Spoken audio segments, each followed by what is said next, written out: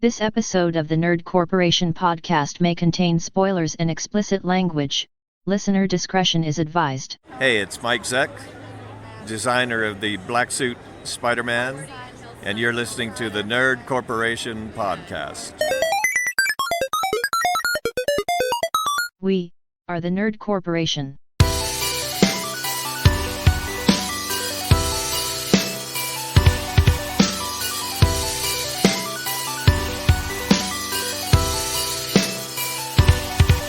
What up, everybody?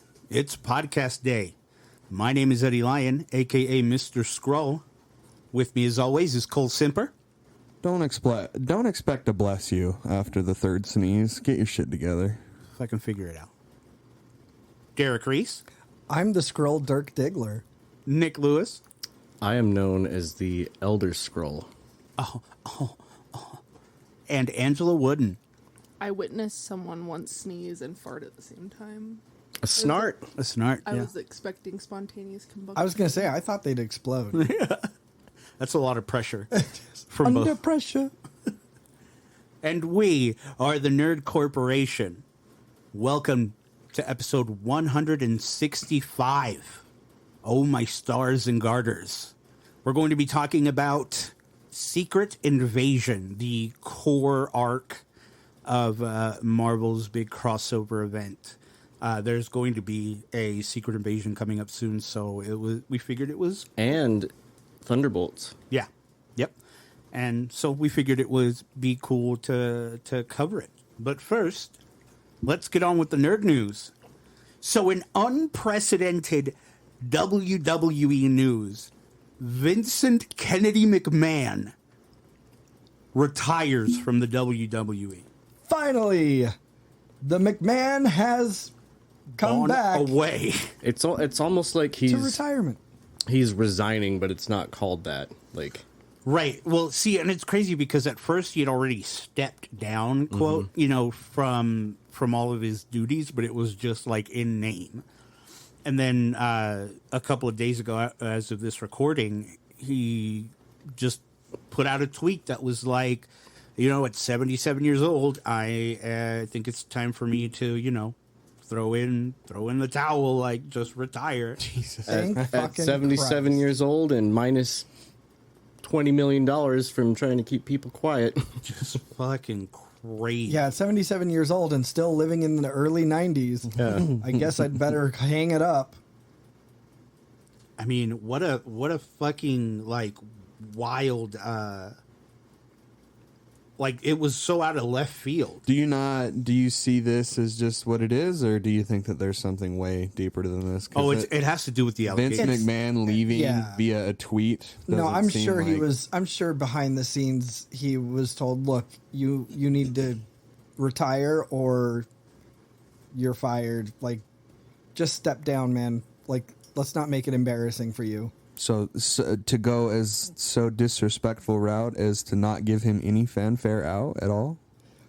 I mean, yeah, because there's, I think, especially with the slaps in the face of him coming out, not addressing anything, and just being a cocky piece of shit, I don't think that they wanted to give him any additional opportunity to have a stage. And like when wrestlers retire and have a whole ceremony in the ring during Raw or whatever, those are people leaving on good terms. It's not like you see retirement ceremonies for, disgraced or wrestlers that they're angry at, or, things like that. That's not really a thing. And so, this was his the official statement from WWE and Vince McMahon announcing the retirement. As I approach 77 years old, I feel it's time for me to retire as chairman and CEO of WWE. Throughout the years, it's been a privilege to help WWE bring joy, inspire you, thrill you, surprise you, and always entertain you. I would like to thank my family for mightily contributing to our success, and I would also like to thank all of our past and present superstars and employees for their dedication and passion for our brand. And acceptance of my sexual harassment. Most importantly, I would like to thank our fans for allowing us into your homes every week and being your choice of entertainment. I hold the deepest appreciation and admiration for our generations of fans all over the world who have liked, currently like, and sometimes even love our form of sports entertainment. Our global audience can take comfort in knowing WWE will continue to entertain you with the same fervor, dedication, and passion as always.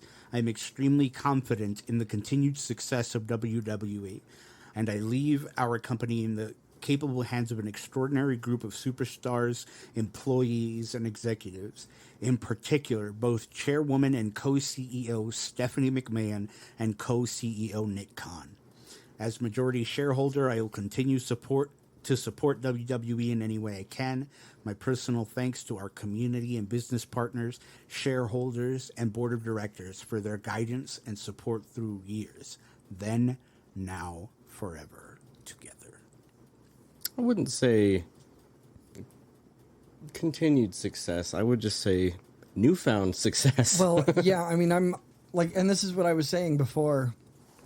The TV 14 rating, that's cool and everything. Will that fix the WWE? No. No, not at all. That by itself won't, no. This will.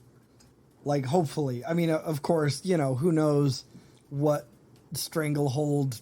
I feel like Stephanie gets it a lot better than Vince has for the last 20 years. I wouldn't expect any changes right away. Yeah. Did you... But I mean, at least hopefully we'll have cohesive storylines that come to fruition instead of being axed in the middle of them. Right. Expect the rest of this year to go the exact same way. Be business as usual, like the Vince blueprint for the rest of this year. And then first quarter of next year, right, that's when we start to see shit start to ramp up. But I'm afraid that by that time, it might be a little too late.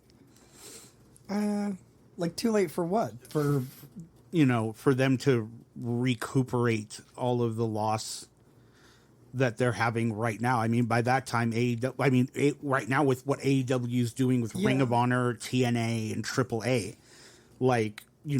just recently they had an ROH event. They had Forbidden Door with TNA not too long ago. I don't know. I mean, I don't know. Like, personally, I feel like the WWE hardcores, even if they're not watching WWE right now, the second they sense things starting to get better, they'll come rushing right back. I think so. Yeah, you're right. I don't think it's an issue of fix it now or you're toast. And plus, AEW, though they're doing their thing and they're doing well at it, they're still having missteps too. A lot of people are pissed off at the Jericho match and how that ended. Yeah, and people are still injured. Like 10, I think 10 or less. I'm not sure. Don't quote me on that. But a good handful of wrestlers are out on the injury list. This just in, a quote from Eddie Lyon, 10 or less. Stop it. I was going to say, and I think with WWE, I think they still have enough people still watching to keep themselves afloat. Well, and it was wild on SmackDown. People, when Stephanie came out, I think they said that on Raw when she came out and announced the retirement or whatever, that everybody was booing Vince. But on SmackDown, when they did the same thing, everyone was going wild and saying thank you, Vince, and all sorts of crazy shit. Could have also been piped in though. Yeah, true. But who knows, man? We'll see what happens. You know what I mean? Yeah. San Diego Comic-Con happened. Boy, did it. And holy shit, they really fucking went at it. So many announcements. I mean, Black Adam on the DC side, Shazam 2. So much room for announcements Yeah. in Hall H. Hall H. Like, Hall H was where it was at. Oh, yeah. At San Diego Comic-Con this year. I mean, they put out the entire Marvel Phase 5 slate. So they have Ant-Man and the Wasp, Quantumania, February 2023. Sorry, I thought that would be quiet. So they have Ant-Man and the Wasp, Quantumania, February 17th, 2023. Secret Invasion, which is what our episode is on, spring 2023. Guardians of the Galaxy Volume 3, May 5th, 2023. Echo, summer 2023.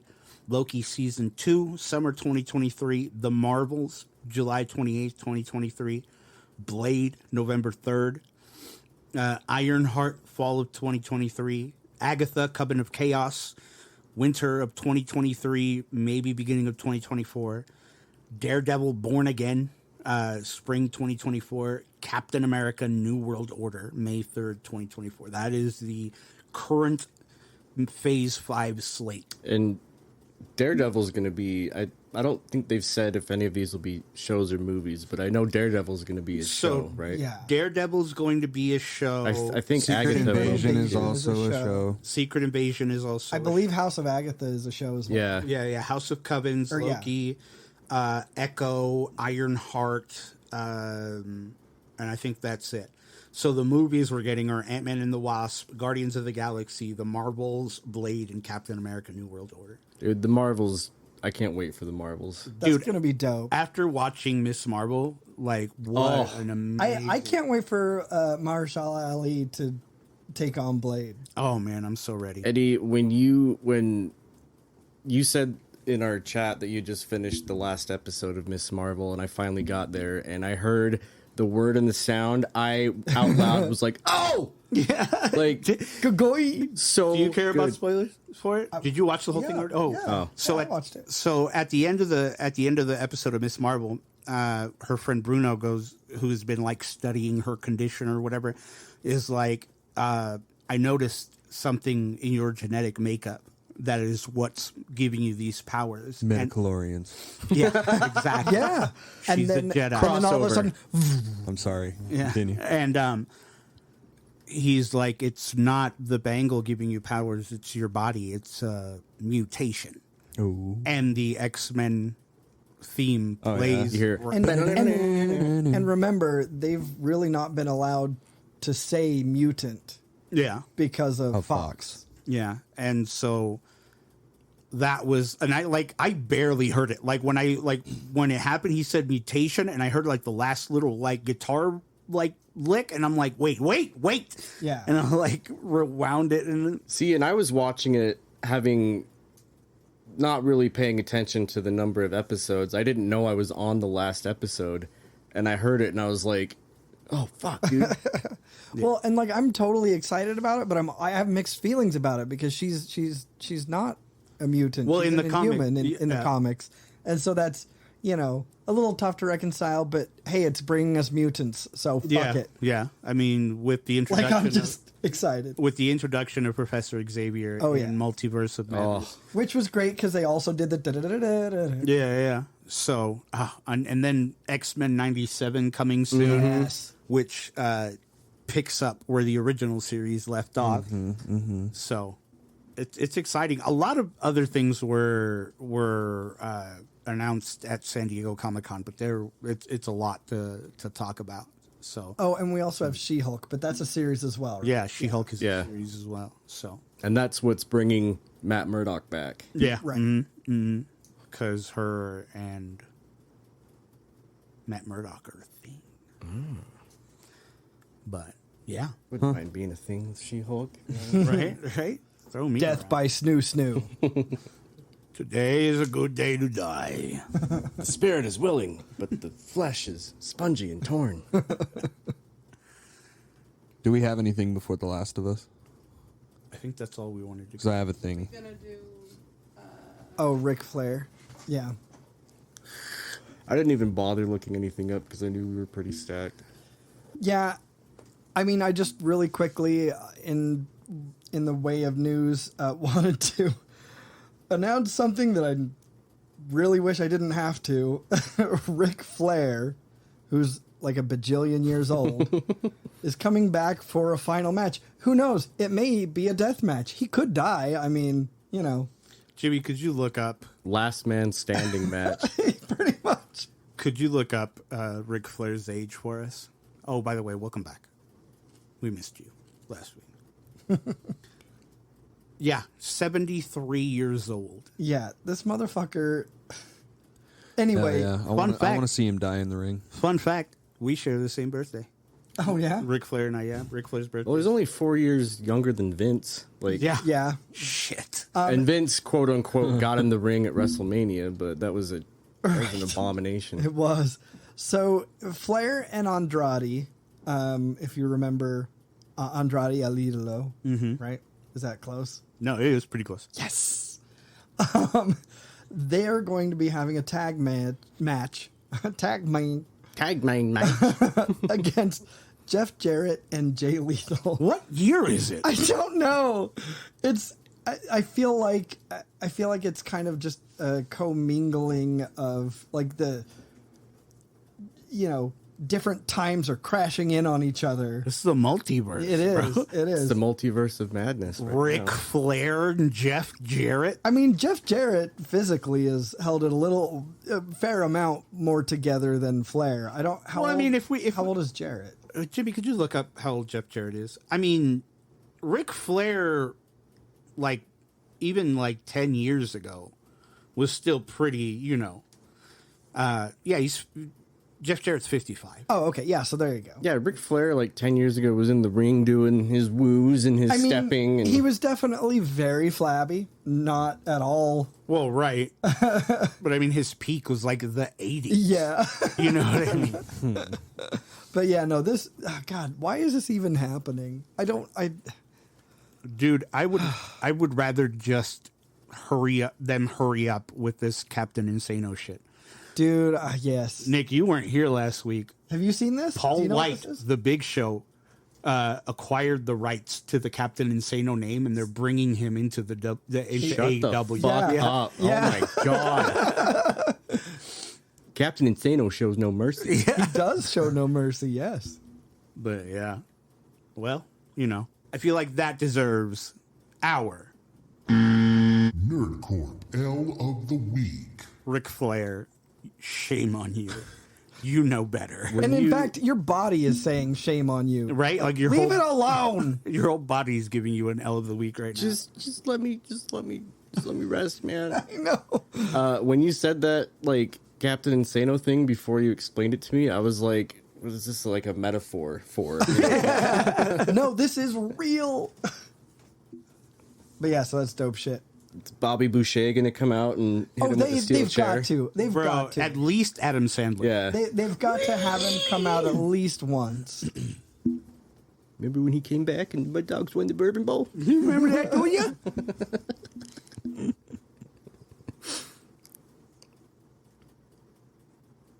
Naughty Dog has suffered yet another catastrophic leak in their development cycle.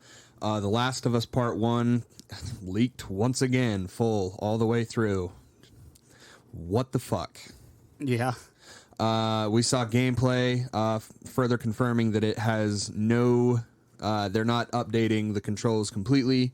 So anybody that was interested in maybe like them bringing over the Part 2 mechanics of being able to dodge and to go prone and that extra level of control is not there. It's just the same old game.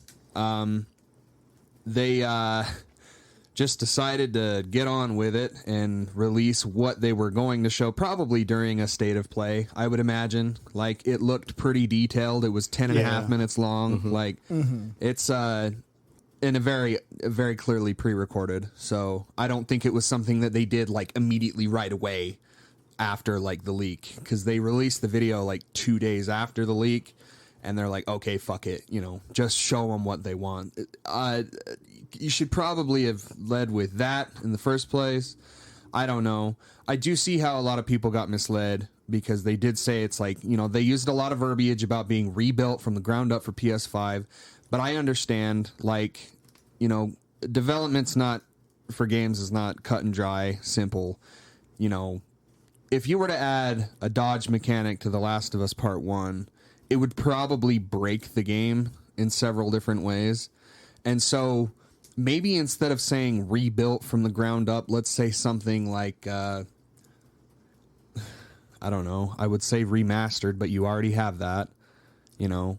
Remastered. So that, and yeah, like, as dumb as that sounds, like the remastering. The Remastered of Us. Yes, the remaster. Fuck, yeah, that's a good one. Are you listening, Druckmann? Oh, he's listening. I have my own personal spiel that I'll tell at the end, but I want you guys are all very positive on the news. I mean, yeah, like I watched it. It all looked great. It all looked fun. It looked really good. But I mean, for a full price game, No, I don't think so. absolutely not. So this is what they're saying is the bonuses for this version of the game.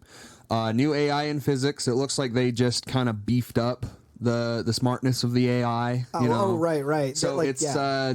which the AI in The Last of Us was already pretty smart. If you're playing it on like not grounded, but hard or anything that's not easy. Yeah, they said it now kind of like behaves more like the AI on Last of Us 2, right? Yeah. Yeah. So, but that's so It's like a little bit more dynamic. that's so subjective, Yeah. and it's very gameplay specific. Yeah. That like it's not really something that like you can hype up as being like a good thing until the game comes out, and you know, like it's already been shown off. It's kind of like saying. Ubisoft is like super excited to show off Assassin's Creed, and it's got 3,000 places of interest. It's like that, you know, that doesn't sound appealing. But I know that, like, because I played a game like that. We played The Last of Us. I don't know where the fuck I'm going with this, but physics. They're saying new physics. In that video, it showed off that like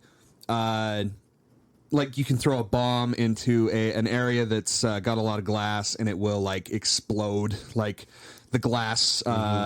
That's another thing that they're bringing over from The Last of Us Part 2 was like the immaculate glass design, where it just seems like so many meticulous hours went into like stuff that they had no capabilities of doing on PS. Like it behaves like it should or would in the real world. And then they showed the part where you're running away from the armored truck in Pittsburgh, I think. Yeah. Pittsburgh. And the truck's just destroying the shit out of this little store that you're in, Yeah. and debris flying everywhere. It's very cool. It looks really cool. The concrete column, like it has clumps coming off of it. And Haptic feedback and 3D audio. This is really cool, but like specifically only for the people that paid $90 for the fucking headphones that do this. But the dual, I mean, I have them. Yeah. I have them too, but you know, it's like another barrier of Right. entry. You know what I mean? Great headset. Shitty fucking mic. Yeah, the mic's not great. Well, it's like buried in there. Yeah. But, haptic feedback. They're utilizing the DualSense a lot. It seems like a couple hundred different versions of like little things that the DualSense can like reenact. Like they showed the giraffe, Joel petting the giraffe. Apparently, it's supposed to feel like, you know, light touches on the back of the controller. Every time you cock the shotgun, you're gonna hear, you know, like a from the and it's gonna rumble like that and everything. It's shit like that. It's, you know, DualSense. They're saying 60 plus accessibility options. This is what justifies this version more than fucking anything, is because they're adding like all of the shit that was super revolutionary in Part 2 for accessibility for, you know, like colorblind gamers and deaf gamers. Oh, yeah. This is like, I don't know if it's the first, but I think it's the like probably the biggest title to have it, but they have the entire script that is in spoken dialogue in the game. Yeah. So like they're gonna explain basically like an audiobook of everything that's happening. Yeah. Which is fucking dope. Like that's really, really cool. That is full price shit there. That's a full price feature. Very cool. Because, and I will always fucking advocate for that shit. Audio description mode, we talked about that. New, so they added a bunch of like unlockable costumes and everything. It's kind of weird that the original Last of Us didn't have that because that's in every other fucking Naughty Dog game. So, welcome return. The statue mode. Yeah, model viewer. They're gonna so you can look at all the fucking details and shit. But it looks to me like it's like the dynamic models, like when they were showing the model of them sitting around the campfire, like the fire was flickering and Yeah, no, it's impressive shit. I love looking at that kind of stuff. That's like I do like an hour of that in every Resident Evil. Every new Resident Evil game. Speed run and permadeath mode. Oh yeah. Fuck, that's gonna suck because those are not gonna be optional trophies like they are in part 2. Yeah. Workbenches. So they took the workbench, the expanded workbench gameplay mechanic in part 2, bringing that to part 1, where like it's just the meticulous fucking detail of adding a fucking new stock to your gun or some shit. It's gonna be just all of that. But now Joel's gonna do it. So, they're saying new art direction. I don't know what the fuck that means. It just looks prettier. It looks way so prettier. like they can. I guess you could utilize more of the concept art because of the extra power. Yeah. 4K 30 frames, dynamic 4K 60 frames. That's typical. That's going to be rock solid 60 dynamic 4K, and I wouldn't be surprised if you like maintained 4K like for the like a steady reliable 4K. They're saying dynamic. I'm not saying dynamic. I'm saying like it's going to be reliable. Like a genuine 4K picture. So there it is. That's the whole game. No factions. We knew this already, but now, no gameplay additions. Yeah, I still don't think it's worth full price, because I mean, like, the things that you say make it worth it, I don't use, really. Right. Like, I don't use the accessibility options, you know what I mean? And like, yeah, that's what I was thinking. I mean, because while on the one hand, I absolutely applaud them and for that, and do want to be, a patron of everything they do for things like that. Yeah, I'm still not going to pay full price for a game where I'm not going to use those features. Yeah. Not to mention the fact that we've played this game over 2 times, right? Three, right? 3. Oh, I've played it a lot more. Well, no, I know, but like it's been multiple released. iterations already. Oh yeah. Oh yeah. That's what. Yeah, I know what you mean. Like, I mean, I don't know. Like, I would have even, like, if they would have at least knocked off like $10 off the price, it would have been worth it for me. Nick, what do you think? It's The Last of Us on the PS5. Take my money. You've been defending this game a lot. There's been a lot of hate for this. There has been specific version. A lot is an understatement. Yeah. And it's mostly towards the price, which I can understand, but I mean, they can do that. That's the price of PS5 games. Like, I don't know. Yeah. That is the new full price. So I don't think what people are getting mad at is the $70. I think they're getting mad at the idea that it's a full price game. I think most gamers are just okay. Like, they're fine. We've moved on. Like, it's been 2 years since the release of these new consoles. $70 is just the new norm. Everyone's moved on from it. Developers and shit are not paid properly anyways, so an extra $10 is not going to fucking kill you. I'm sorry, but that's also capitalism. Hello, America. This is just how we fucking do it, okay? That sucks, but that is the new full price. Try, not complaining about the price. Like, if you live somewhere like, Canada or Australia. Where it's $100 just for the game. Yeah. Maybe if we just didn't eat so much avocado toast. Right. We didn't spend so much money on Starbucks.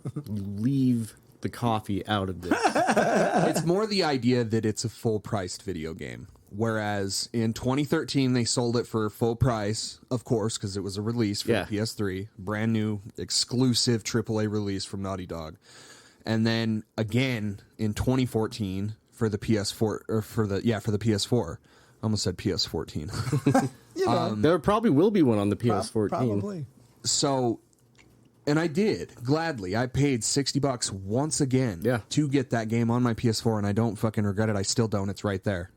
And whenever I want to play The Last of Us, I just pop that bitch in, and it's fucking phenomenal version of The Last of Us. Steady, super steady for 60 frames, like perfect. Yeah. And you know, it's not dynamic 4K, but it's checkerboard, and it's a fucking PS3 game. You know, like that's just how I look at it. But you know, day one for you for this game, because I think we're going to be. I think we're going to be exclusively looking at you, because I don't know, unless Eddie gives in. And unless Derek manifests a PS5. Yeah, exactly. You know, it's not going to be a like, I'm not going to pre-order it or anything like that. Yeah. Because I hate the idea of me just like handing out $70 and not having something to play right then and there, you know. That makes sense.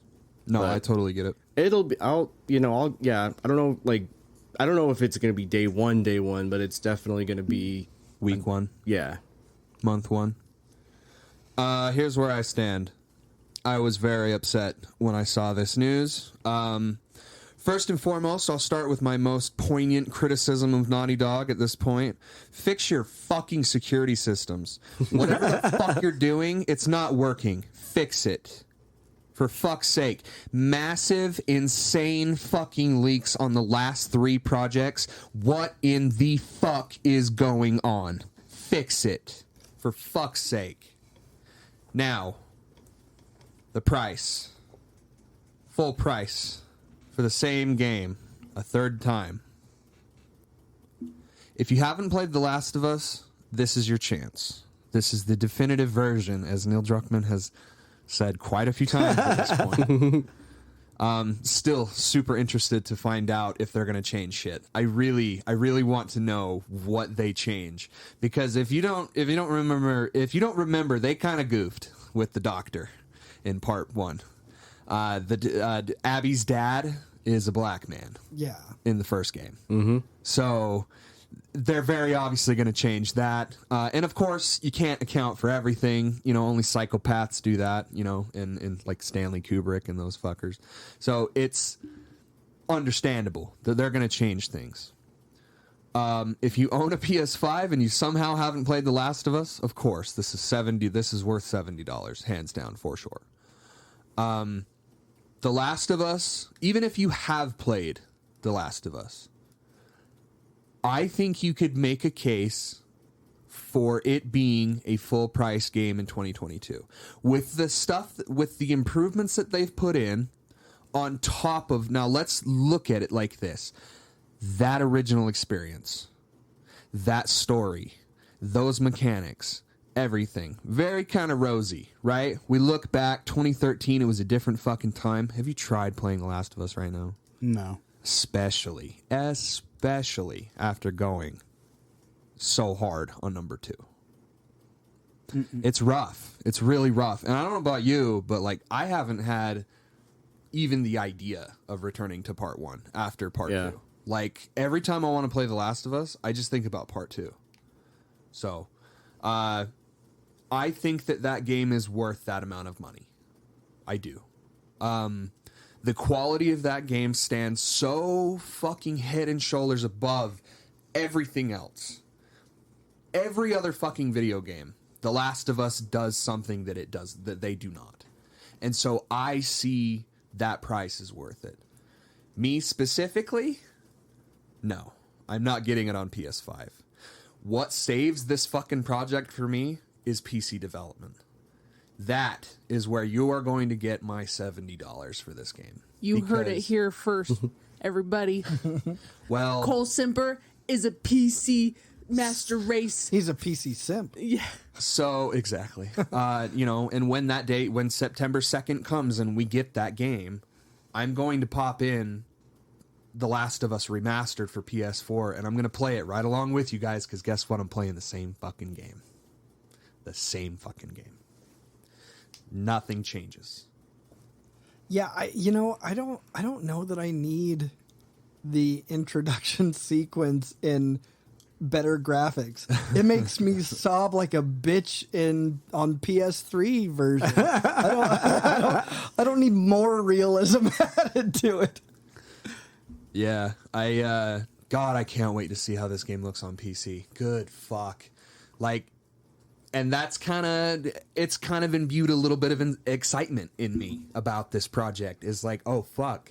Like, bro, imagine that trailer that we just got for Spider-Man for PC, where it shows like all the bells and whistles, like all the cool things that you can do on PC instead of on PlayStation. Like, I can't fucking wait for that trailer. I can't fucking wait for that Last of Us PC trailer, just to see all the nerdy little shit that they're going to put in there.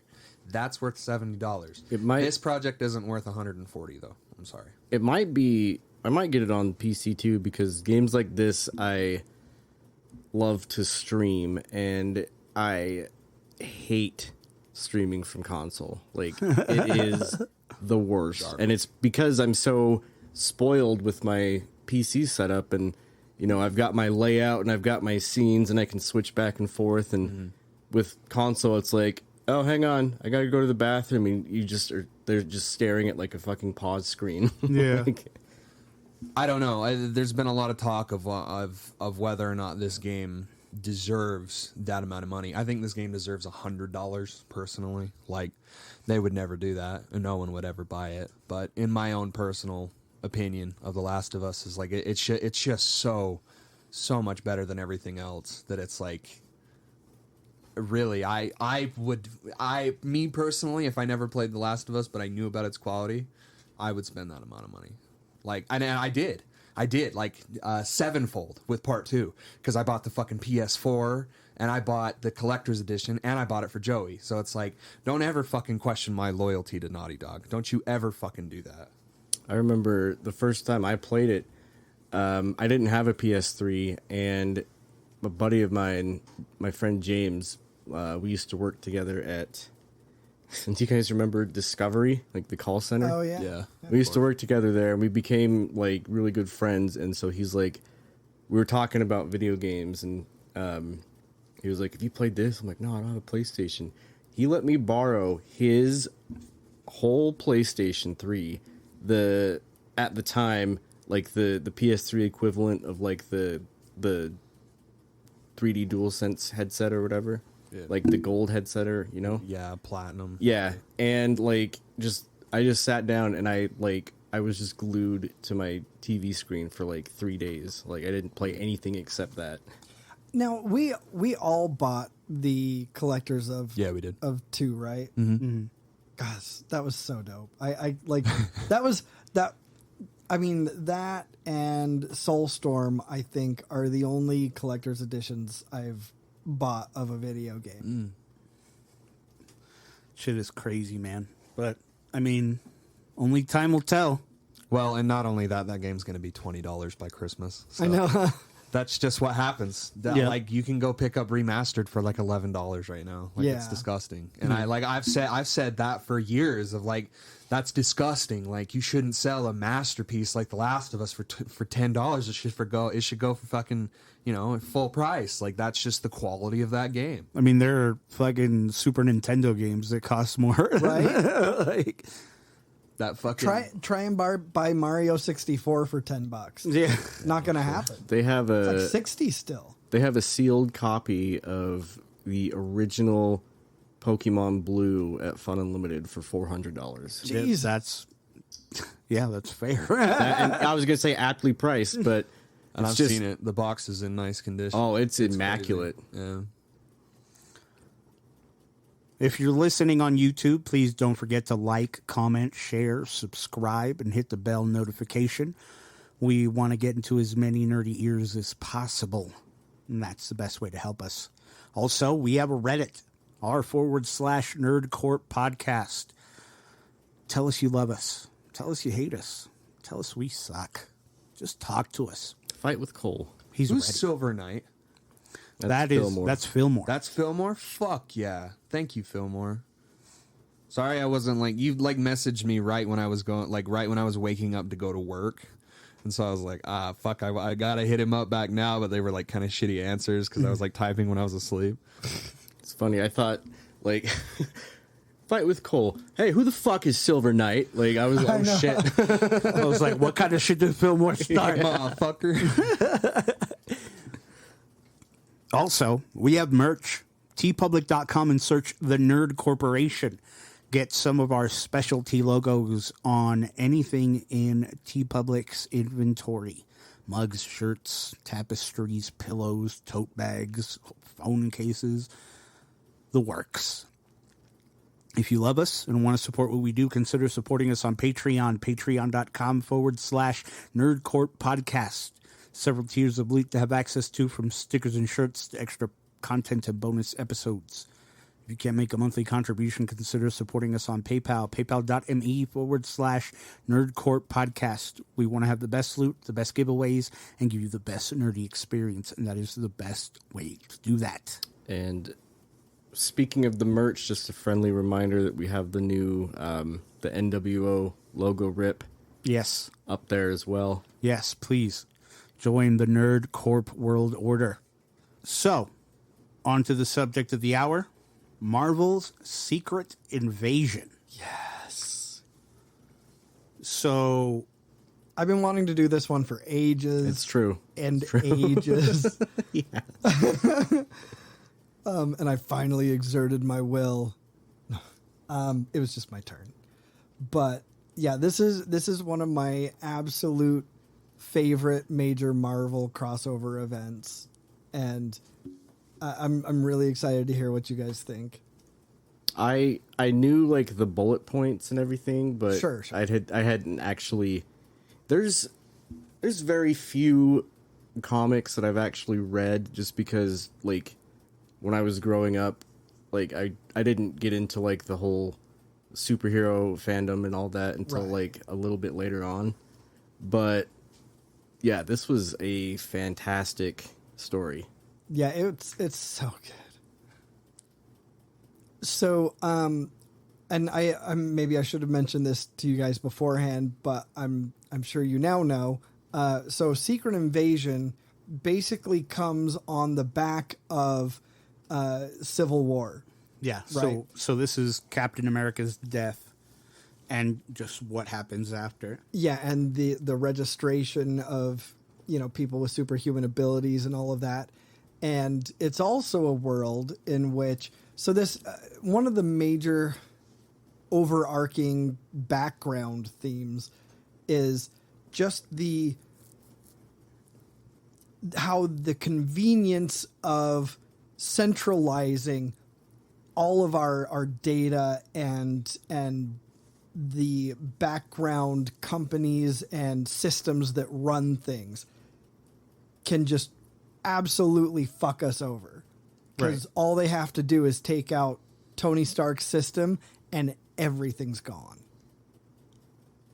So it's a huge kind of allegory on just the fact that, man, we're letting everything get so centralized on certain systems, and that system can be taken out, you're fucked. There's a lot of like juxtaposition, because this was in 2009, so this was written, a significant enough time ago.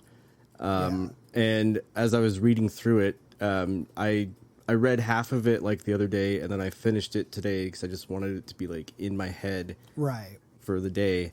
And like some of the narration is, I'm reading it just going, God damn, this is as prevalent now as it is now. It's insane. Oh yeah. Yeah, 2008, I believe, is when Secret. Yeah, it's a little prophetic. Oh, the file said like 2009, so that's why I thought. Oh, well, I mean, it ended in 2009. Oh, okay. So it went from like June 2008 to January of 2009.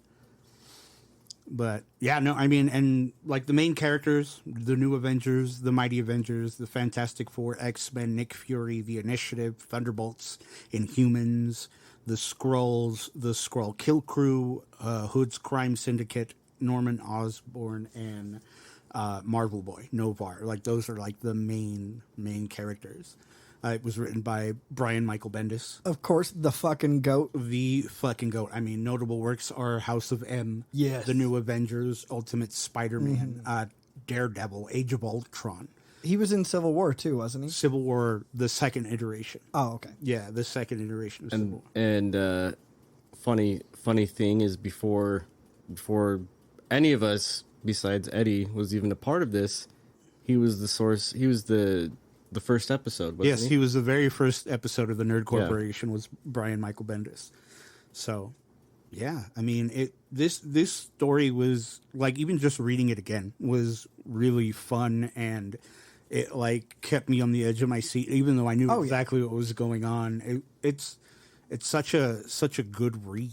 But I want to know what our weeb manga people thought about it. Yes. I had multiple headaches trying to read this because my brain has tricked me to read it backward. I wouldn't say it's you've been tricked. It's just conditioned. You're just so yeah, used conditioned. to it. There you go. So there you go. yeah, that was my biggest struggle.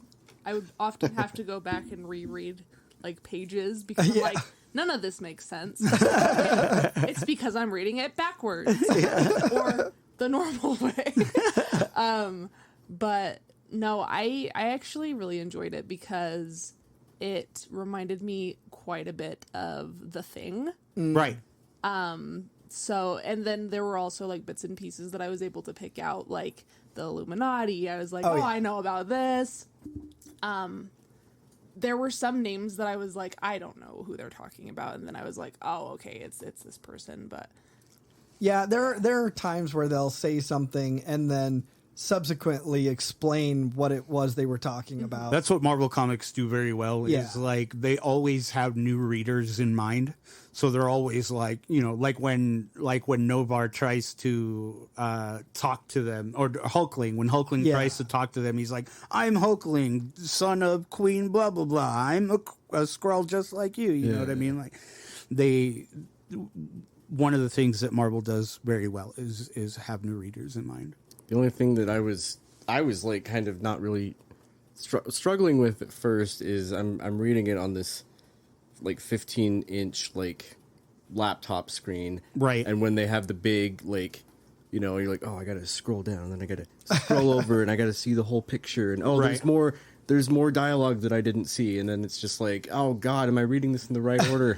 Well, and another nice thing they do for new readers is not even just in the dialogue, but in the panels when when you have characters on there that maybe a new reader wouldn't know, they just paste their name right there. Yeah. You know, so that's really handy. Especially more towards the end when the actual fight starts and they're all coming in. Yeah, there are just people fucking everywhere. And it introduces them like one by one. Yeah. Yeah, I didn't have that. I didn't have any labels of who these random people were. So like I saw like they had very distinct designs, like and like I could tell that they were Skrull, but like, you know. Well, they didn't really name most of the Skrulls. The only Skrulls they bothered naming were like the Queen. Well, I'm jumping ahead a little bit, but like when they have like all of the Skrull invasion in New York, they're all based off of superheroes, aren't they? Well, yeah, they're based off of superheroes. Yeah, I just didn't know any of those. I knew Galactus, which I thought was cool. Yeah, that was cool. The only Skrulls they named because like they only picked I think 2 maybe 3 of the primary Skrulls, and they would say so and so as whatever hero, or like AKA. Yeah. But the rest of them, they didn't even bother naming at all. They were just there. Yeah. Yeah, I read it 1 1/2 times, just because I wanted to get a little clarification on some things, and it's like, did they explain that? And it's like, yeah, they did. There's also like a litany of really great videos on Secret Invasion as a whole on YouTube. Yeah, I mirror the same statements or the same feelings as Angela. It was a fucking nightmare to read. I don't know. I'm like constantly reading manga. Like if I'm not reading manga on paper, I'm reading it on my phone. Yeah. It made me feel like I was like missing, like I had like phantom limb syndrome. It's a weird feeling because like when you don't know the purpose of the bubbles, like Yeah. or, Right. like the direction of the bubbles, like it really, this shit's very very Disconcerting? yeah. Well, direct. Oh. Is more what I was going I for. Yeah, and like I was saying with you guys before, it was like their dialogue is so much different in American comics. They're much more witty and Bantery. bantery, and it's like I was giving props to before we started recording about how Marvel really kind of elegantly adopted that for the movies in its own way.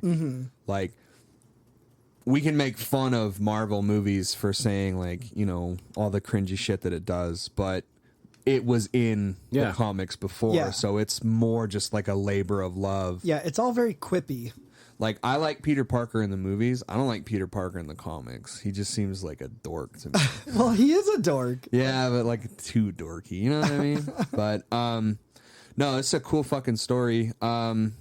The comic, I've come to the conclusion that the comics are way cooler than the movies for me.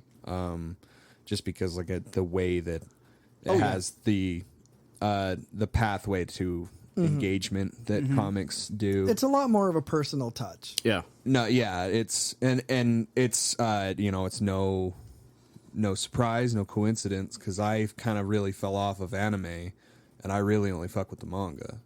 So it might just be like a me thing, you know, it might just be the paper. But No, I completely agree with you. I did the same thing that Nick did, but I read through it on my PC, and Jesus, I had so many ISOs downloaded by the time. You know how when you like, you know, it's with porn or you're downloading ROMs or anything that you're doing that's kind of shady on shady websites. Every time you click on something that you think you're supposed to click on to get like to the next page or the next issue or whatever, it like throws up another fucking window, and it's like, congratulations, you've won 1,000 blowjobs for the rest of your life. And it's like, oh, that's fucking great. Oh, and then okay. you look down at the download bar for fucking Windows, and it's like, oh, we are now downloading something to your computer. We are now downloading your 1,000 blowjobs. I don't know. It was just a funny little aside. That's Yeah. why I love. There's a website that I specifically go to for all of our reading. It's called getcomics.info, and they download them into what are CBR files. And so those CBR files are good for like comic readers on your phone, or there's a Windows app called Cover that you could use that is really good with like panel by panel. To have manga? I'm not sure. But yeah, that's sorry. I was I found something on my MacBook it's called Simple Comic, Oh, gotcha. and I mean I'm probably gonna look for something a little bit more Simple. reliable, because you know I was like I mentioned I'm like scrolling through like this giant panel and like Right. moving around. With the one Eddie told me about, I think, is it Astonishing something? The WoW comic viewer. Yeah. That one's great because it's all contained on your screen. Like you don't have to go scrolling anywhere. It's That's just how the app really simple. Yeah. So American comics have got this pretty down pat. Like it's pretty widely available to download anywhere. Like that's why it doesn't really surprise me that it doesn't take you very long to find these like reliable sources for these comics and shit, Right. and like movies and stuff. But like with manga, it's fucking impossible. It's I bet. fucking impossible to find like good, unless it's something like super popular, like One Right. Piece or fucking Naruto or something. Like it's not gonna have like any kind of translation or anything, and downloading it's completely fucking that's like completely out of the question. Yeah. But the Apple app is really fucking good. Like just the app that you get on the like default apps. I've just downloaded a bunch. Like I just barely got The Last Ronin. They have like the entirety of it into one like omnibus type of deal, but it's $20 on Apple.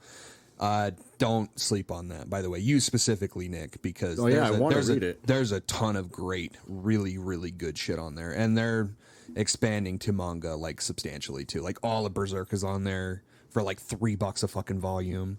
Like, it's worth it to look into. Doesn't have Secret Invasion, though.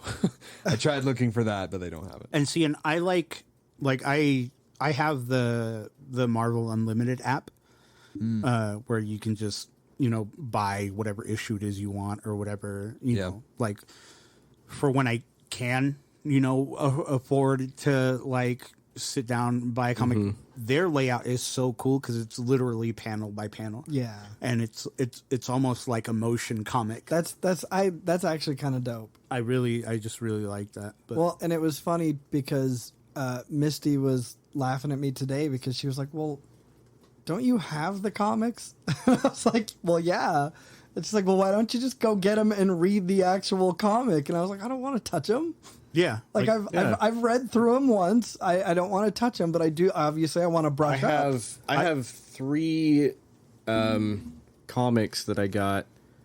I think I got them in a box at either the Gamescom that I went to or one of the Fan X's. I don't remember exactly where I got them, but there are 3 comics. I opened them up and I like looked through them a little bit, but they're all straight out of the 80s. Like they even have like ads from the 80s. Oh, hell yeah. awesome. Yeah, and I want to read these, but I'm not gonna. I've ordered. I have every physical issue of The Last Ronin. I have opened none of them. Yeah. And I have read every single one digitally. Like, Then you're not really stealing because you've paid for them. yeah. Yep. But I mean, That's like the basis for what they say the basis is for emulators. Yeah, Like, this is just a backup for a game that you already own. Yeah, like you own the ROM. That's Yeah. technically how they're getting around the Switch emulation. It's Yeah. like, hey, we downloaded this from your cartridge, dude. Like, we technically own this. Yeah. but yeah. Hold on really quick. Is this it right here? Like, here, take it and look at it. The description's in fucking German. This is the Avengers. But you look at the sample pictures that they give, and it's in English, and it's big enough. Like, the price is big enough. it is in German. Oh, look at that. The price it's almost $20. So I would think that it's the entirety, like the full 8 I mean, issues. and that look at the image. That's a hardback book. Yeah, it's got Bendis So on it and everything. it's got to like be it. the whole thing. Yeah. Yeah. I just don't want to spend $20 on it because, like, I actually genuinely is did it enjoy easy it. enough to get your money back? No. Oh. They- Okay. Apple don't fuck around with Apple's like Sony. It's like, oh, this is our money now, no matter what. Yeah. Like, they have all of. I just found out that they have all of Breaking Bad on there, so now I'm like obsessively buying all the seasons of fucking Breaking Bad. Now Bend it like Bendis. Yeah, I will say. I mean, and it's a huge. All of the additional stories, right? Because the core arc is what, 6 comics? 8. So comics. going off of this, I tried fucking looking up. Like, I was like, okay, well, what's the reading order? And I look at it, and it's like 30 fucking volumes. Dude, and I'm like, it's- come on. Try 130. It's intense. Jesus. Yeah, Okay, says the guy with the I know, shelf huh? of God knows what. Not even looking at the right one. right. Like, Yeah. Well, I mean, I'm looking at a shelf with a lot of Gestures Berserk But I volumes. everywhere. understand that, and I was thinking about this too. I was like, this story is specifically like in Marvel as a whole, as if like Naruto and One Piece and Bleach and Dragon Ball and fucking every other goddamn manga Like interconnected. comes together. Yeah. So it's like Iron Man is Luffy, like. In all of their like, they have all of their fucking adventures and memories and all this shit. Like, there's we go. story behind all of these fucking characters that you have to know about. Yeah. And it's like, if you don't know about Iron Man, oh, you fucked, because there's a whole bunch of fucking Iron Man in this. You know what I mean? Well, yeah, but I mean, like, you can. It's not like you can't enjoy the story and everything. You just miss out on a lot of additional context. I don't know who half the fucking people are either. Like, so here's the thing, like, especially with this, yeah, you see the Inhumans here and there, right? they play a much bigger part in this, which I'm sure you saw on the video, Cole, that you said you were watching, right? Like the Inhumans play a much bigger role in Secret Invasion than you get with the 8 arc or the 8 book arc. Yeah. So I get that not everybody wants to, has the time to, the resources to, whatever, read the entire story.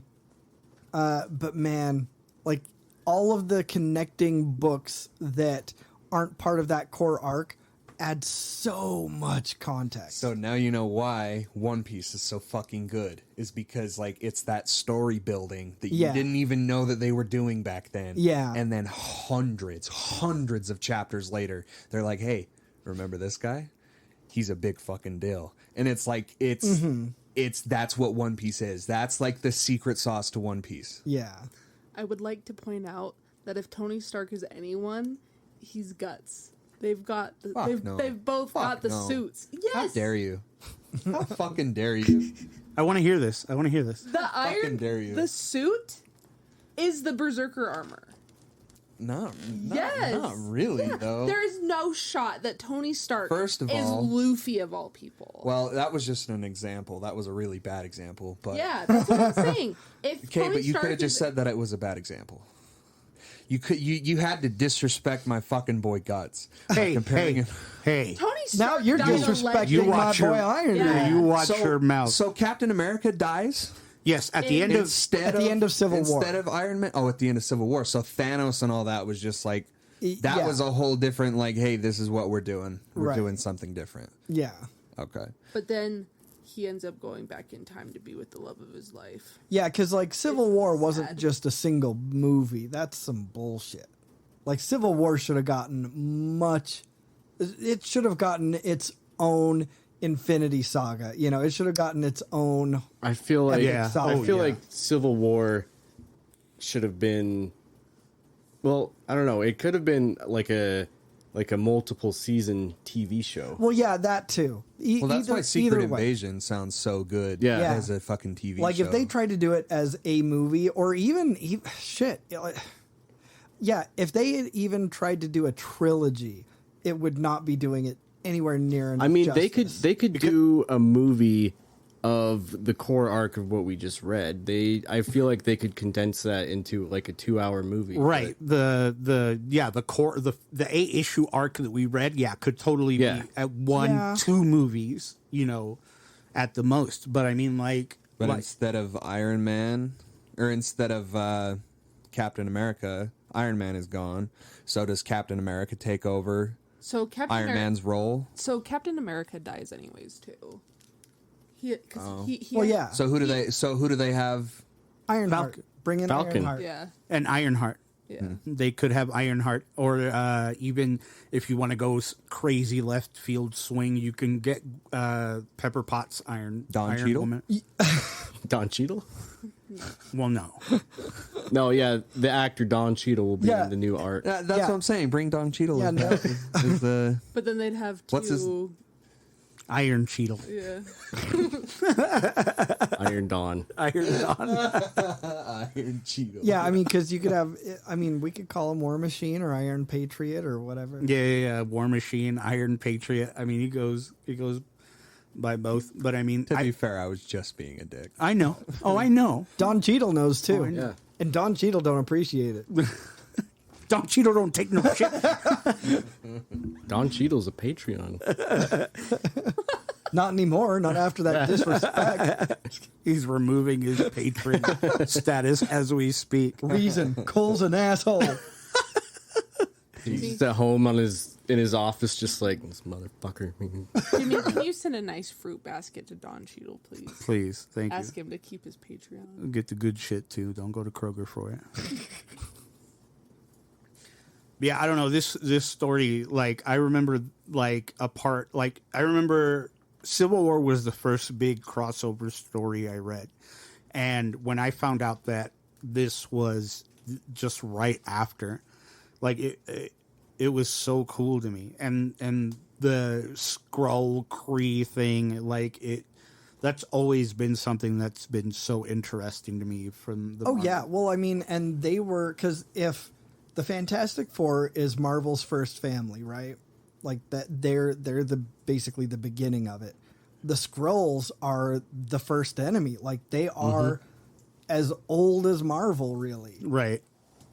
And I was gonna say, just crossovers in general are super exciting. Like this has nothing to do with the Marvel universe, but there was a Brooklyn Nine-Nine / New Girl crossover, and it was one of the coolest parts of either show. Those were the best Disney Channel episodes because it was like That's So Raven, Hannah Montana meets Sweet Life on Right. Sweet Life of Zack. You're and like, Cody. they're in each other's, like, what is the one? The Flintstones meet the Jetsons. You're Yeah, like, this would never be Like possible. the Arrowverse crossovers Yeah. were fun too. Yeah, the Arrowverse crossovers are always... I'm curious as to everyone's like favorite. I want to say favorite part, like in the story, and then favorite like part visually, because there's a lot of fantastic fucking art in this. The tits. Yeah, all over the titties. For me, yeah. For me, my favorite part visually is when Vision got 360 no scope. Yeah. He just got obliterated. Yeah, like with the like beams out of his Yeah. head and Oh shit. my Oh God. my god, bro. That But was very big. Close second is when you get to see the first scroll like transform back into the scroll, like panel by panel. Yeah. My favorite moment. My favorite moment is the Skrull princess revealing to Tony Stark that he's been a Skrull this entire like time, gaslighting the fuck out of him. Oh yeah. and that Gaslight. nightmare. Fucking She's just saying that, and he's all sick. Like, no. like like him finding out that civil war, that whole division that he created between all of Marvel, was planned out, and was just this elaborate like ruse. And that was one of my favorite parts, because I reading that part, to me, like that came off completely different to me than it did to you, because at one point she says, like, you guys did this to yourselves, we just took advantage of it because you guys can't get your shit together. You shouldn't have been dressed like that. Yeah. No, You were asking Just because I'm dressed like Iron Man. it reminds me of when Kurt Russell tells Chris Pratt. It killed me to put that tumor in her head. Put that tumor in her head, and Chris Pratt's like, "What?" Yeah. But yeah, no, just like you guys can't even get your shit together and have some solidarity, and you best believe we're gonna take advantage of that shit. It's such a well written story. Fucking Brian Michael Bendis. My favorite like part in the like, not the visual part, but my favorite part in the whole story is after Jessica Jones flies out to go fight the battle, and she leaves her kid with Jarvis, and then that one panel was just like, "See, child, this is why we're here to take over," and then he morphs into his scroll. You're just like, "Oh fuck, dude!" Yeah. Dude, because it had you thinking that was actually Jarvis. Well, yeah, because you expected because Jarvis was on the boat, with Hill, and she blew the shit up. Yeah. So yeah, you just expected him to be dead. That part to me I was just like, So, oh my god. One of my favorite parts wasn't even part of the core. One of my favorite parts was at the beginning when we've got Elektra doing all this stuff, and then Elektra dies and her body is just there all of a sudden out of nowhere as a Skrull. Yeah, that's what I'm talking about. The titties. No, That's not what the I'm talking titties, about. but yes, the titties. Yes. But no, like it was just the shock of that moment. Yeah. Like, whoa, what the fuck? Yeah. The tasteful hair covering the nipple. Yeah. So yeah, that it took me a minute to like wrap my brain around like what they were doing with like the shooting and stuff, but I really liked Black Widow's role in it, where she's just like, I'm just gonna shoot people, Yeah. and if they Shoot die, first, ask then question later. yeah, if they die, or if their blood is not red, then they're not Yep. us, and if their blood is red, then they're one of us, and we'll patch them Well, up yeah. later. And Yeah. I just love how Wolverine was like, "What the fuck?" Yeah. Just shoots him like 8 times, and he's just like, "What are you on, man." doing?" I also loved when they had Reed Richards, and he was just fucking like just splayed out, all Yeah. stretched, and then at one point, I think it was Stark when they were going in to fight, and he's like, "Save the rubber man." Well, so my introduction to this series was through a dear old friend who I haven't talked to in years, really, but a dear old friend, McCord Larson. He and I worked at the Quest call center, which then became CenturyLink, which then left. Yeah, yeah. But he actually was subscribing to the series, and so he would get them, read them, bring them into work, let me read them, and that's how we read the entire series, was just as they were all coming out, because he subscribed to all of the books. Yeah. You were just like, "Fucking hurry up with this issue, man! I want Right? to read it." And so then once the series was concluded, it You wasn't. weren't friends with him anymore. I was like, He's well, like, all right, man, this is good. Unless you got something else. I gotta go. I got what I needed. used me. You shouldn't have subscribed to them then. You were asking for it.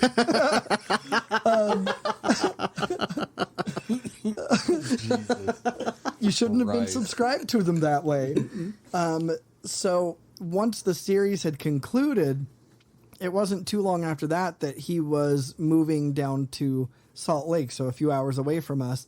So you weren't friends with him anymore. So he literally one day brought them all in and said, "Here, I want you to have them," Aww. and gave me the entire series. Did you cry? I did. It was like the sweetest thing of all time. What a good friend. Right? And we used to sit there and play Hero Clicks together at work. And, Oh, And yeah. then you stopped being friends with him yeah, and then I stopped being friends with him. And after he gave you the whole series. I said, "Kick rocks, bitch."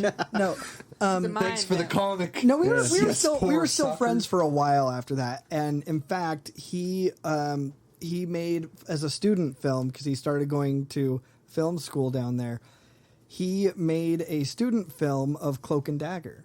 Which, Oh, nice. Which I was an extra in. Right. Yeah, you get swallowed up by the cloak. I do, and it was super dope. I get swallowed in and spat out, and like, so they do all this makeup to make me look like frigid, cold, and just all sorts of fucked up and everything. It was really cool, but he was never able to like actually do it because he asked Marvel if he could, and they said no. Oh, I was gonna be like, "Can we see this somewhere?" But Yeah, no, I've never seen it. I've never seen the finished product. That's crazy. Yeah, but it was a lot of fun.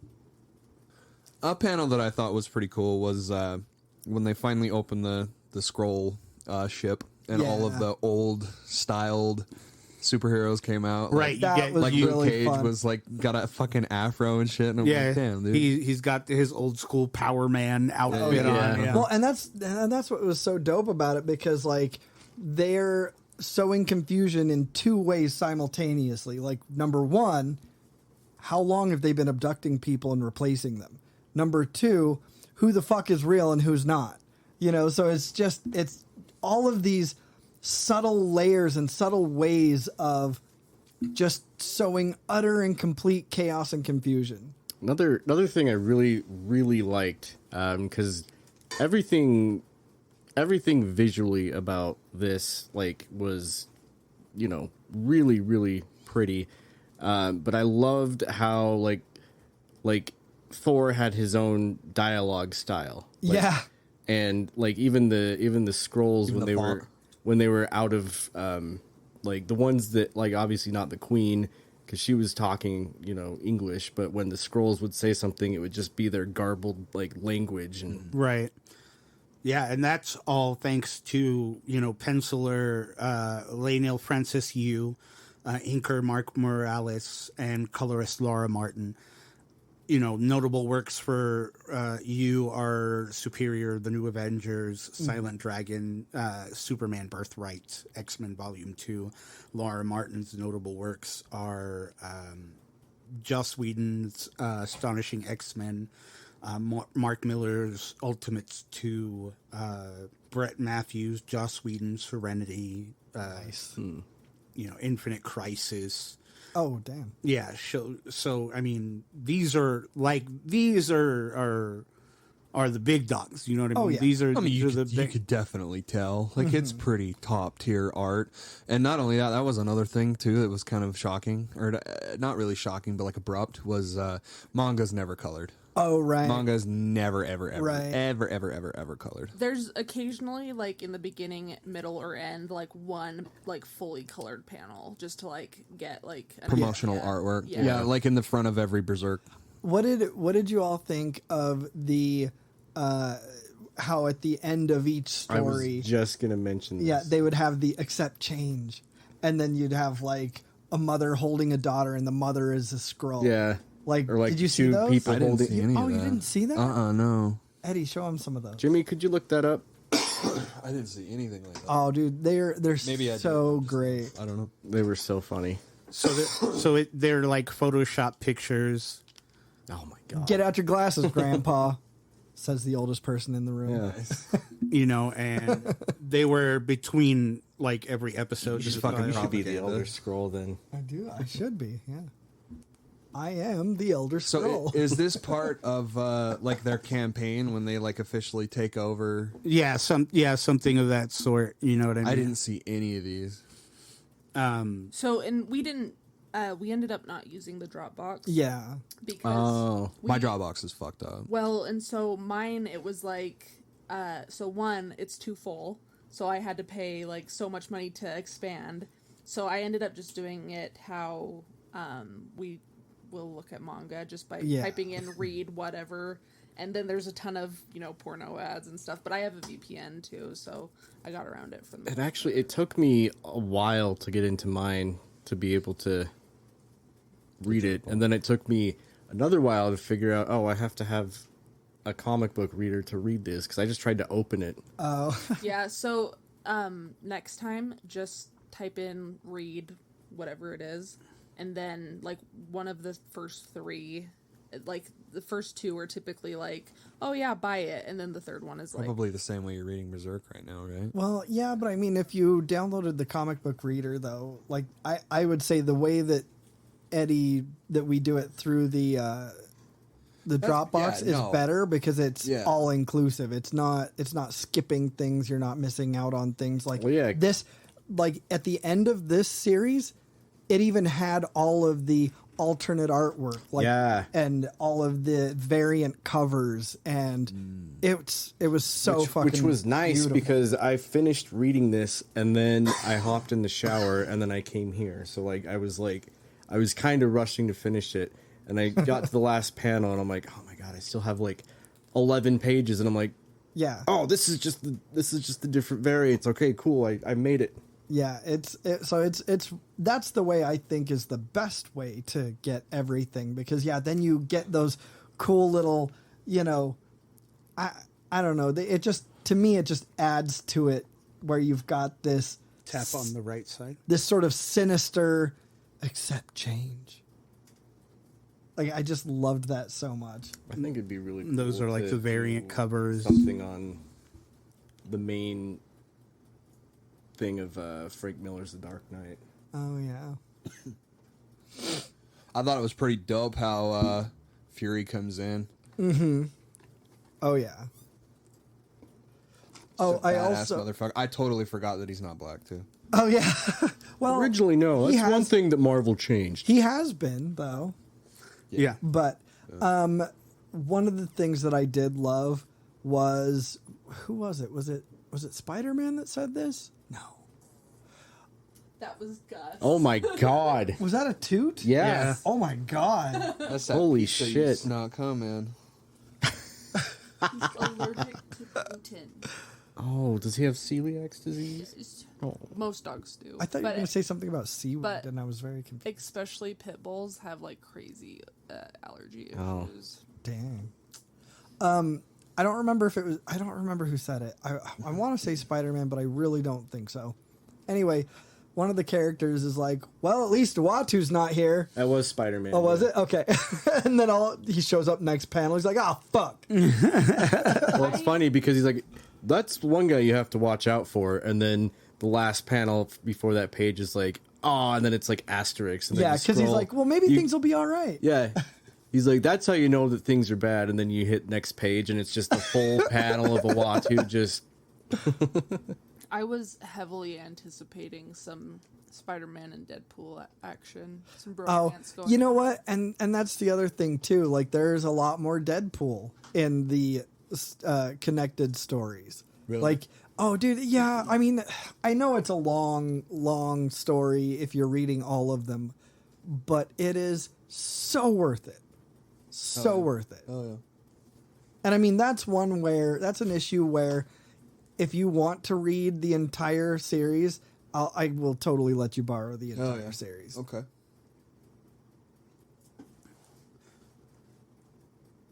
So what do we think is in plans for the show? What direction do you think they're gonna go? Who are the main players gonna be? Well, Stuff like that. I'm curious to see who is going to be playing these people because it's not the MCU actors reprising their roles, is it? Like, I doubt it. I'm not sure. Jimmy, could you look that up for us, please? I mean, you gotta have Luke Cage, right? Oh yeah, Well, I we'll mean, have the we'll Underground have the Avengers and all TV that actors. yeah, like that's what I'm. But like Robert Downey Jr. probably won't play Iron Man. in No, this. and Hugh Jackman has said in the past that he's not going to play Wolverine again. So the cast so far, we have Samuel L. Jackson as Nick Fury. Oh, nice. Yeah, Ben Mendelsohn as Talos. Colby Smulders is Maria Hill. you know Of course. Martin Freeman as Everett K. Ross. it. Of course. Don Cheadle as Rhodes. Yeah. Oh, okay. There you go. There you go, Cole. There you go. His face. He's like Don Cheadle. Man. Don't cheat us out of Cheadle. So those are the people that are so far confirmed. So here's kind of what I'm guessing the direction is going to be, right? So in the comic arc, they talk about, why would the Skrulls even be doing this? Because don't they have like worlds and worlds? And You're like, no. yeah, one of the Skrulls is like, no, all that shit got fucked up. So I think they're going to kind of roll with that where, I mean, I don't know what's going to go on with Talos. Do you think that this is like a Nick Fury centric? Like, are they going to center around him more? He's I doing? bet they will. Instead of like all this crazy globetrotting that we do with Savage Land and shit. Like, we don't have. Oh, I'm sure we'll have that too. Really? Well, yeah. I mean, we don't have like Wolverine and all those. So it's just going to be that like. doesn't different. mean we won't have Wolverine. We just may not have Hugh Jackman. They could do a thing where Wolverine's there and, there's just no addressing of the fact that it's a new actor. That's what I'm curious about is because if they're gonna do everything, they're gonna have so many fucking shoes to fill for heroes. It almost seems kind of like. So I'm wondering if they'll just condense that down a little bit and just get like the main people and then some others. Like I don't know how they're gonna be like, okay, we've got like I feel 60 plus people to cast for different heroes. Well, yeah, I feel like there's too much. There are too many integral characters to just fudge it and go, we'll just deal with these 5 or 6 we can get. I don't think that's going to happen. So you think that they're going to go the full route? Well, I mean, I think they'll probably scale it down a bit, but I don't think you can scale it down too much and have it be the epic that it is. Yeah, it's the whole point. It's crossover. So Yeah. I feel It's like a world event. Yeah. It's happening all over. So I feel like we're definitely going to see everybody, like at least the main cast, but in non-speaking roles. You know what I mean? Like we'll Yeah. see a Spider-Man flying through and fighting, and we'll see. Okay. You know what I mean? Like we'll see a Wolverine somewhere around there if they decide. You know what I mean? But I Kind of feel like what they did with the stars. They're Yeah. like the constellations, like little teasers towards characters that are coming in the future. Yeah. I feel like they're like we'll see them, but there won't be any speaking parts for them. But can you do that with like popular characters like Spider-Man and Wolverine though? Like I feel like that's kind of like kind of a dismissive Yeah, I don't know about that. entrance of. That's what I'm saying is like how do you have Right. top tier players like Fuck it, it's a cartoon. well that Done.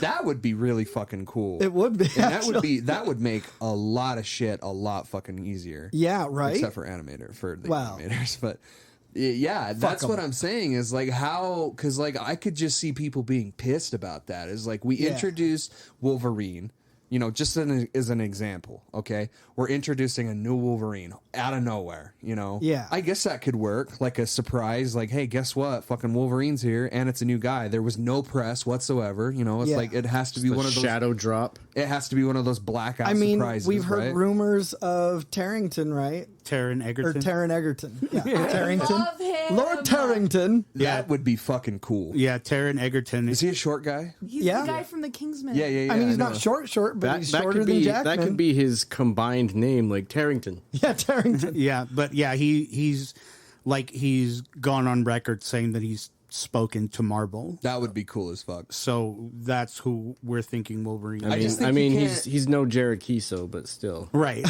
I think you can't have like these huge reveals for these beloved characters without fanfare, right? Well, no, I mean, I think right before the series, if they're going to do something like that, I think right before the series, they'll all of a sudden start throwing out teasers with the new characters. Yeah. is it confirmed that it's live action?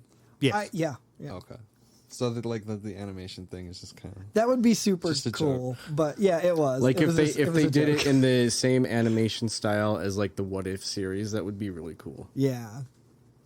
I don't know. It seems pretty delicate because like crossover events like this are like years and years Oh, yeah. and years in advance of planning. Did he? Well, yeah, because the Arrowverse one like happened recently, Yeah. and that's like that had a huge build up to What were it. you saying? Yeah, Right. for Crisis on Infinite Earths, yeah. Did Taron Egerton have lamb chops in the Elton John movie? I don't remember. Or mutton chops, I mean. Yeah, I don't. He probably remember. ate lamb chops too. I don't know. But It's a phenomenal movie. I just, for some reason, I can't imagine him with mutton chops. So I don't know if I would like him as Wolverine or not. Who knows? But I think he might have been. I think he might have had them in Rocket Man. Jimmy, can you look that up? Jimmy, could you look that up? Hey Jimmy, could you look that I've up? been wanting to watch that. Can we movie all ask for Jimmy a if he can while. look that up?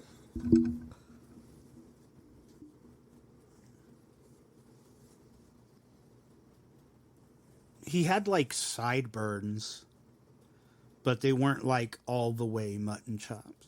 I gotta look at him. He's a phenomenal actor. I have no doubt that he'll be able to Oh yeah, put on that Yeah. fucking New York, right? The first picture that Canadian. pops up. Yeah, I love he's him. Canadian. I He's love him so Canadian. much. He's not a big dude though. he's not. That's You my- can definitely put that on though. Yeah. He's a young buck. Oh, he here we can go. definitely put that shit on. Yeah, I think that. Yeah, now that I'm seeing this picture, I think that he could do good. Yeah, dude. Muscle is nothing. I mean, yeah, if it is him, I'm sure that it'll be good. It's just, since we've been spoiled with Hugh Jackman's Wolverine for how many years now, it's going to be hard to. Right. It's just making the distinction because Yeah. I mean he was Wolverine for the better part of a decade. Eddie, you sent me a TikTok of that one guy from It's Always Sunny in Philadelphia. Oh, and he's all About how like how much it actually takes to put on, because like somebody asked, he's like, how did you get so fucking ripped? Because dude, have you ever He got ripped, Mac.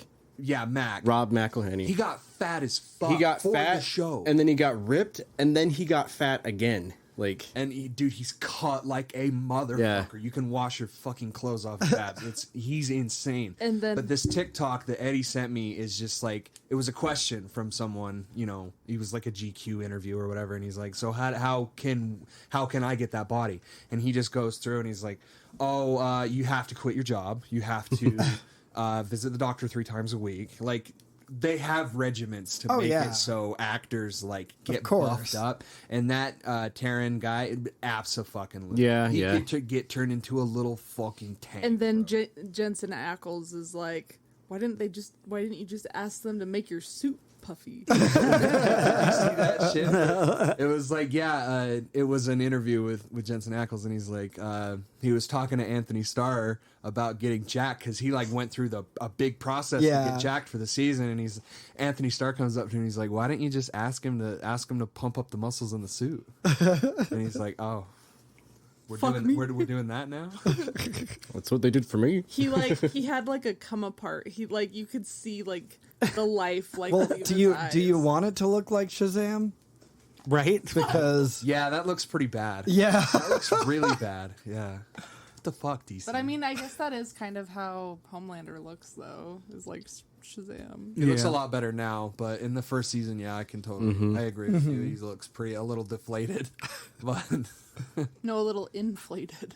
well, in the first season, they're not that pumped up, so they look like they could be pumped up more, so they look deflated. But in these newer seasons, he looks really good. Like they finally got the suit down. He still looks like he's got dip in his mouth, though. Absolutely. Always. Y'all just talk shit on talent. No, he's a great. It looks like he's He looks like he had his jaw wired shut.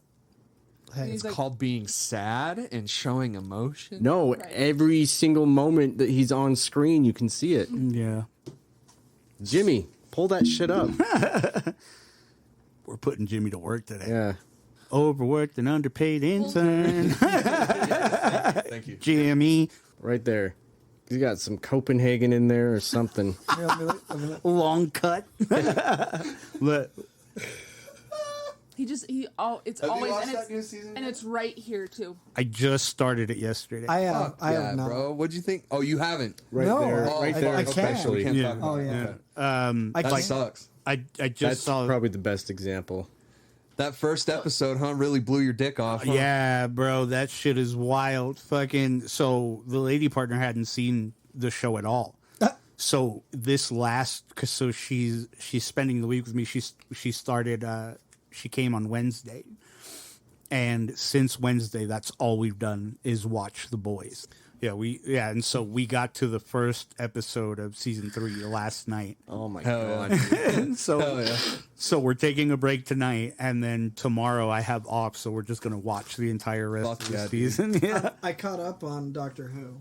yeah, Yeah. dude, I am so far behind on Just Doctor as far as the boys go, just wait for fucking Herogasm. Who. She's like, this show fucking gives me anxiety. I'm really mad at this show. When the fuck are they ever gonna come out on top? They never fucking come out on top, right? And I'm like, just wait.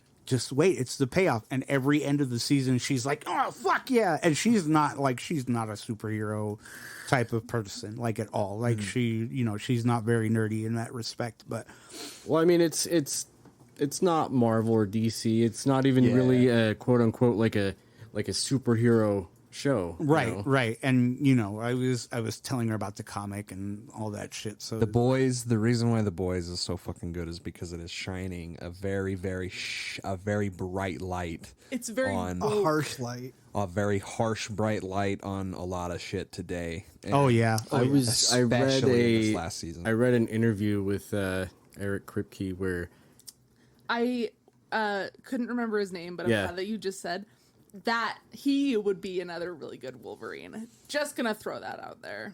who would? Or not Eric, the guy that plays. Sorry, I completely. Anthony Starr. No, what's his Oh, name? Butcher. Butcher. Oh my god, Oh, yes. Carl Urban. Yeah, Carl Urban. Eric. But Same name. Same I saw how you made the connection. Four-letter word.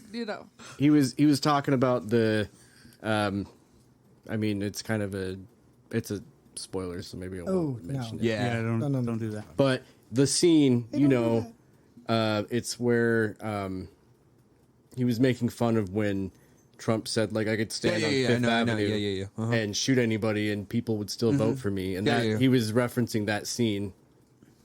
Yep. And did you happen to see that guy in the headdress? Oh, yeah. Okay, we're getting too close. Let's stop that shit. I don't want to ruin anything for Derek. This season is so fucking good. It's so good. There's just a few nice little Easter eggs here and there. Hell yeah. It's like, okay. So, final thoughts. Rating 1 to 5, 1 being worst, 5 being best.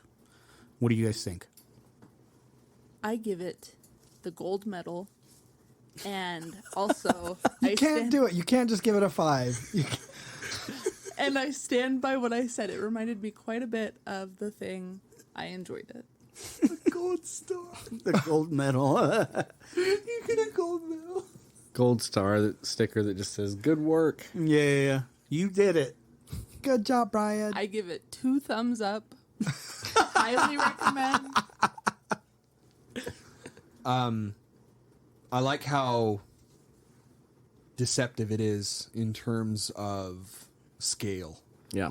Because at first it seems like so minuscule, like it's not really that big of a deal. And then, I mean, obviously you have your outliers, right? Like Tony Stark goes in the very beginning to talk to Reed Richards and Hank Pym. Sorry. Hank Hill? You know, like, it shows in the very beginning, like, hey, this is a big deal. But, like, I like how small scale it is in the very beginning, and then, like, how it very expertly ramps up to a point where it's like, oh, fuck. Yeah, because even then, galactic. Tony's more like, hey, I don't know what's up here. We should probably check it out. Yeah. Like, even then, that while they're like, this is probably important, they have zero idea of the scope of it, Yeah. And that leads to a little bit more of, like, why I think that it definitely reminds me a lot of The Thing, of, like, you don't really know how bad it is until you really see how bad it is. But I don't really know how to rank this. I enjoyed reading it. It was a good time. I especially liked, like, the ancillary knowledge that I got from other videos, like on YouTube, like I said, like, kind of just like filling in the gaps and everything. Right. And that's a great resource to have for someone like you who hasn't had much immersion into the universe. Yeah. So. I do think it's worth a read. If you're not Marvel adjacent like I am, it's it's a good read, I think. I also like how risky the comics are compared to the movies. Yeah.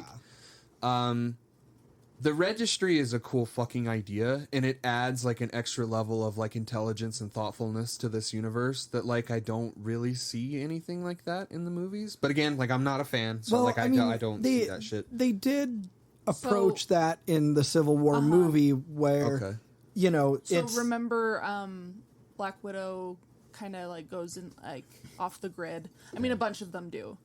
Because they're like, I don't want to. It's just they give you a basis for it, but they don't really, obviously they can't go into it with the detail that the comics can. Yeah. But there's this whole issue where the King of Wakanda dies, right, at the Sokovia Accord thing or whatever. Yeah. And so there's this whole thing of like, hey, we need to register these superhuman people so that we know who they are, where they are, what they're doing. Yeah. And also just the fact that, all the Avengers, and this they had been kind of playing up ever since the first Avengers movie, was sort of like, yeah, you're a hero, good for fucking you, but you just destroyed half of New York.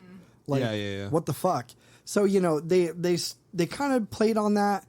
They didn't really do a hell of a lot with it until Civil War, and then it was, ramped up really, really quickly. And so there wasn't, I don't think there was enough of an emotional payoff for us as viewers. For people that are way into it, like, me and Eddie, like with Tony Stark and Captain America going at it, like for us, that was really huge. Yeah. And we knew the impact of it already. And so we felt the impact of it. Yeah.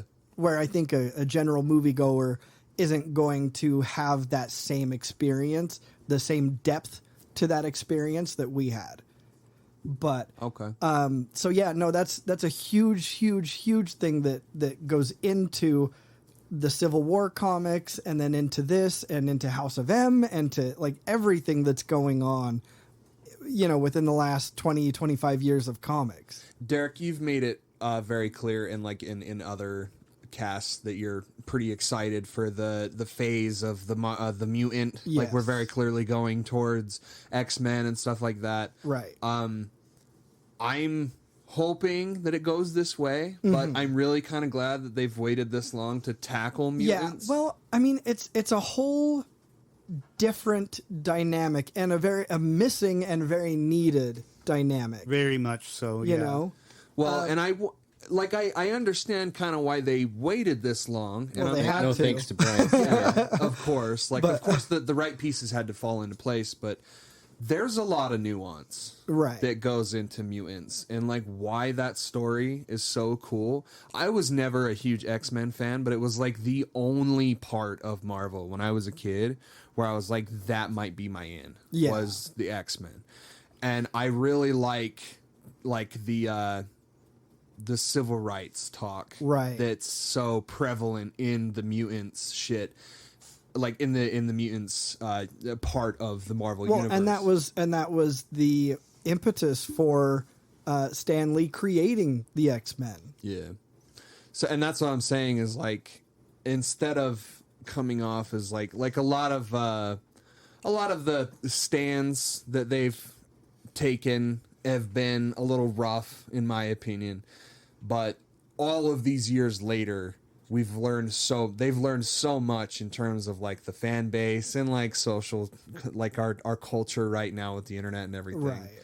And I see them knowing better to add that nuance to the mutants. Well, and right now is such a good time to be bringing up all of these characters that people aren't familiar with, because any information you want is a click away. Yeah. So, like, back in the day, if they brought out a character no one knew, like, you had to do some legwork if you wanted to figure out who the fuck these people were. You got to go look up their story arc and get those comics. Yeah. And now it's just so easy. But yeah, I enjoyed it. My favorite part is, I think, something that Derek mentioned earlier is like the unknown, like they didn't know. And that reminds me of, because just recently, like within the week, I watched the Multiverse of Madness because it was on Disney Plus, and that's one of the reasons that led to like Black Bolt and Reed Richards all just getting fucking obliterated. It's 'cause they're like, she's not that powerful, like or tuning fork guy. isn't that Black Bolt? Yeah, but as Cole. Big bitch guy. You put some respect on Blackagar Boltagon's name, motherfucker. Dare you. Yeah, what mouth? No, like it took me a good like minute to actually start getting into it because of my very ADHD-ness. Right. Like, I'm on my laptop and I'm like, oh, let me see what's going on in Discord. Okay, what's going on? Are there any games on sale on Steam? Felt that. Yeah, and I finally just like buckled down, and then I got about because the app that I used showed like what page you're on out of there's like 219 I think pages, excluding like the variant artwork. So there's maybe like 210 readable, and as soon as I got like halfway through, and I was just like into it, and then like the part where Vision got blasted was where I was like. And then I started blasting. So anyways, I started blasting. Come here. Yeah. The part where Vision got blasted is where I was just kind of like, oh shit. And then I just kind of like, I just got into it. So I would probably give it a 4.5 just because I am still a little bit green with all the heroes that were in this. Yeah. I know a little bit about the Thunderbolts. I really hope that when they put the Thunderbolts in this next phase that Willem Dafoe reprises his role Right. as Osborn. That would be super awesome. I know a little bit about Bullseye, those sort of guys, but so 4.5 just because, you know, some heroes would come in and I'd be like, I don't really know much about them. Yeah. I don't even know who But you are. that's the only reason why is because there was a lot of characters that I didn't know of that didn't really do a lot for me just because I don't know their stories or whatever. Right. They didn't tell their stories. Right. I'm sure Derek will mimic this sentiment, but it's a 5 for me always. Like this story, I mean, it was one of the first like big crossover stories that I remember just being completely glued to. Oh, yeah. Like just being, you know, apart from Civil War and all that, but this arc is very special to me. All of its tie-ins, especially the Inhumans, I think like was so well written. Art is immaculate, and 5 all the way. Yeah, no, I would definitely say 5, and then with all the tie-ins, I would say a 7. Like I just Yeah, definitely. you know, I love the whole series so much, and like I was telling my co-casters earlier, I mean I read it digitally this time, you know, just because I really just wanted to kind of read specifically through what everybody else was going to be reading through, without Preserve the integrity. Yeah, exactly. Of the what's that episode of Dexter's Lab where he goes to like the convention and he opens the doll and everyone's like, NRFB, never removed from box. I was like freaking out. But yeah, no, like after doing this episode, I really think I'm going to have to go through and read the entire series again because, God, it's just, it's so much like just reading the 8-book arc, the core arc. I mean, and it's obviously, it's great in and of itself. It stands really well by itself, but it's so superficial compared to just the crazy amount of depth there is if you get all of the tie-in stories and everything. Like it's just, man, it's just so full and so beautiful. Is this like the start of it, or do you have to go and like read something before this to read the whole series? Well, no, there. I think if I remember right, Or can you just pick up after this and just finish the rest of it? No, I think there are some books that are kind of like in between. Yeah, there are in between books, but I think there's even a few before the first. There are like story. prologue stories. Yeah.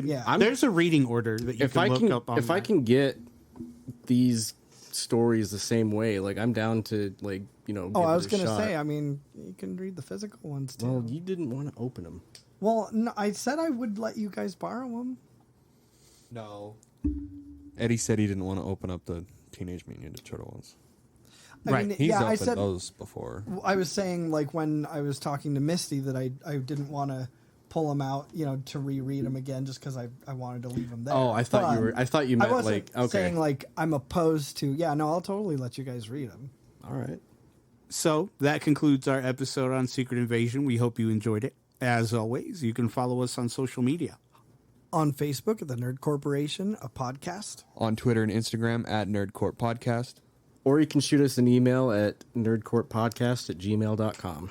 And if you haven't already, subscribe to our YouTube channel. Search the Nerd Corporation and look out for our green NC logo. Follow us on Reddit, r/Nerd Corp Podcast. Tell us you love us. Tell us you hate us. Tell us we suck. Just come talk to us. If you love us and want to support what we do, consider supporting us on Patreon. Patreon.com/Nerd Corp Podcast. Several tiers of loot to have access to, from stickers and shirts to extra content and bonus episodes. Listen to episodes like this, unedited and uncut, for as little as $1 a month. We'd like to thank our nerd corporate backers, Glenn the Simp, Fillmore McLaurin, and Jake Hurst, and our nerd financial investors, Kim Nichols and Dallin Gilbert. Thank you, Mom. Thank you, Dallin. Thank you, Jake. Thank you, Fillmore. Bort. If you can't make a monthly contribution, consider supporting us on PayPal, paypal.me/nerdcourtpodcast. We want to have the best salute, give you the best giveaways, and give you the best nerdy experience, and that is the best way to do that. So, from all of us here at the Nerd Corporation, we thank you, we love you, and keep it nerdy, y'all.